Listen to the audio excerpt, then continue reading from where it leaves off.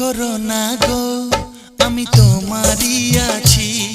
এ জীবন মরণে আমি তোমায় ভালোবাসি। আমি তোমার ছায়া হয়ে রব তোমার পাশাপাশি।